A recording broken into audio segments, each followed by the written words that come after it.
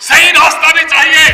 ये 24 में जो चुनाव आएगा, जीवन उसके बाद भी है। चुनाव तक के बाद हमारी लड़ाई ठहर नहीं जानी चाहिए। 1947 में हमने आजादी ली, कुर्बानी दी किसने? मजदूर किसानों ने। लेकिन सत्ता पर काबिज पूंजीपति हुआ। हमने धोखा खाया कि नहीं खाया? आज भी शोषण अन्याय कायम है कि नहीं? अरे खेतों में जो हम खाद बीज मशीनरी इस्तेमाल करते हैं, उसके ऊपर जो कंट्रोल है, उसके ऊपर नियंत्रण है, वो पूंजीपतियों का है। और हम खेतों से जो पैदावार करते हैं, उसकी मंडियों के ऊपर उसी का नियंत्रण है। ये पूंजीपतियों का शासन है। आज ये पूंजीपति ये 75-76 साल में लूटते लूटते टॉप 10 में पहुंच गए हैं।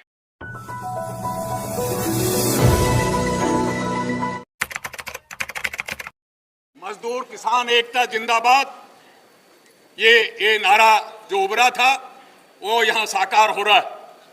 साथियों, हमारे देश में पूंजी का शासन है, पूंजी का राज है। खेत में जो हम पैदा करते हैं उसको भी पूंजीपति लूटता है, और मजदूर को सीधे सीधे जहां भी वो काम करता है, कारखानों में, दफ्तरों में, कहीं भी काम करता है, खेतों में, उसका सीधा सीधा लूट है।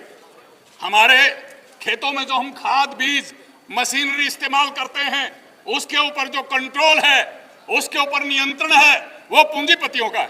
और हम खेतों से जो पैदावार करते हैं, उसकी मंडियों के ऊपर भी उसी का नियंत्रण है। ये पूंजीपतियों का शासन है। आज ये पूंजीपति ये 75-76 साल में लूटते लूटते टॉप 10 में पहुंच गए हैं। ये भारत के पूंजीपतियों ने साम्राज्यवादी चरित्र ले लिया है।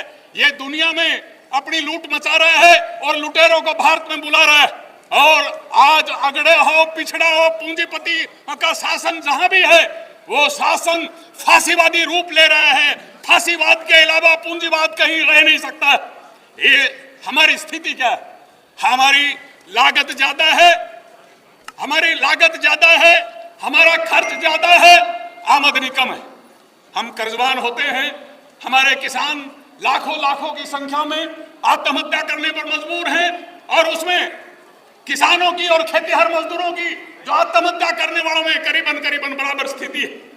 तो हालात ये हैं। आज हमारी जो लड़ाई है, एमएसपी की जो लड़ाई, ये एमएसपी की लड़ाई, न्यूनतम समर्थन मूल्य जो हम चाहते हैं, मैं आगाह करना चाहता हूं। आप मेरे से भिन्नता रख सकते हैं। काल अगर हम लड़ाई लड़के कानून बनवा भी लेते हैं, एमएसपी का कानून बनवा भी लेते हैं, तो दूसरे हाथ से पूंजीपति हमारे इनपुट्स का, खाद बीज के दाम बढ़ाकर हमारे उनको बराबर कर देता है। इसलिए हमको ये लड़ाई लड़नी होगी कि एमएसपी C2 प्लस 50% जो फार्मूला है, वो फार्मूला के ऊपर हमको कानून बनाना होगा। लेकिन साथ के साथ मंडियों से, कृषि बाजार से बड़े पूंजीपतियों को बाहर करना होगा, तभी जाकर हमको एमएसपी का कुछ लाभ मिल पाएगा। मैं एक बात कहना चाहता हूं। देहात में किसानों के सामने, गरीबों के सामने आज रोजगार की सबसे बड़ी समस्या है। 5 एकड़ का किसान है, लेकिन उसके घर में कोई नौकर है, सरकारी कर्मचारी है, और 10 एकड़ का किसान है जिसके कोई कर्मचारी नहीं है। ये 5 एकड़ वाला किसान उस 10 एकड़ वाला किसान से ज्यादा खुशहाल है। इसलिए ग्रामीण गरीबों के लिए रोजगार का सवाल एक बड़ा सवाल है।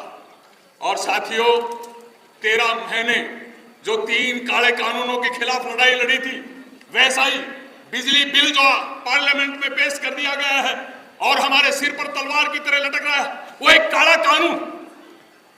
किसानों में प्रत्यक्ष रूप से, 3 कृषि कानूनों में प्रत्यक्ष रूप से हमारे किसानों के ऊपर हमला था, खेतीहर मजदूरों पर हमला था। लेकिन बिजली के क्षेत्र में तो ये हमला हर गरीबों के ऊपर हमला, शहरी गरीब हो, ग्रामीण गरीब हो, तमाम उपभोक्ता हो, कर्मचारी हो, हमारे ऊपर हमला है। इसलिए इसके खिलाफ हर पावर हाउस पर, हर प्रशासनिक दफ्तर पर, एसकेएम को भी, ट्रेड यूनियनों को मिलकर भी एक लड़ाई का बिगुल बजाना होगा। और मैं कहना चाहता हूं कि मांगों के लिए ये चार्टर ऑफ डिमांड जो पेश हुआ है, जो डिक्लेरेशन पेश हुई है आने वाले समय में 3 अक्टूबर को, और ये जो 26, 27, 28 नवंबर को, और उसके बाद एक अखिल भारतीय साझी हड़ताल का जो ऐलान, ये जो आपके सामने प्रस्ताव आया, मैं इसका समर्थन करता हूं।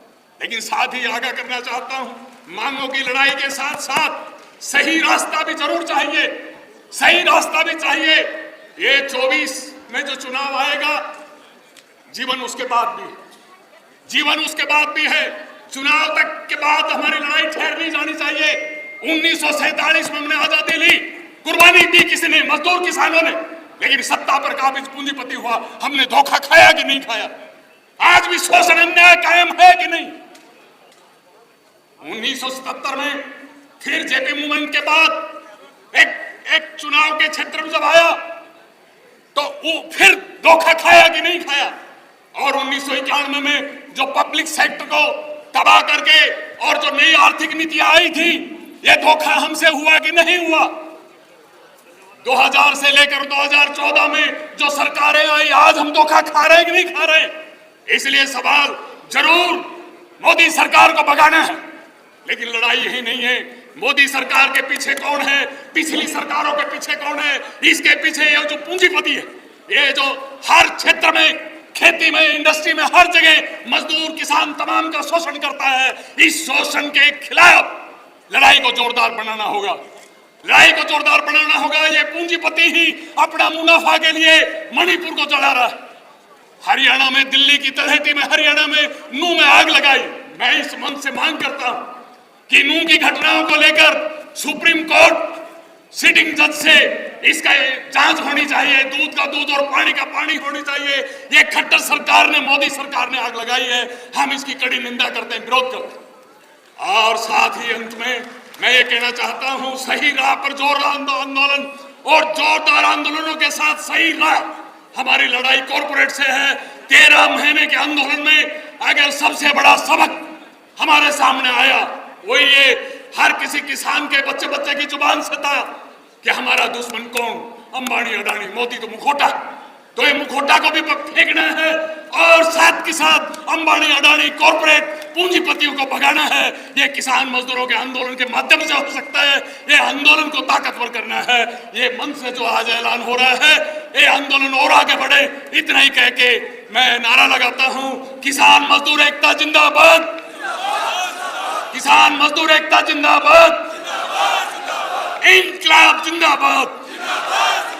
धन्यवाद।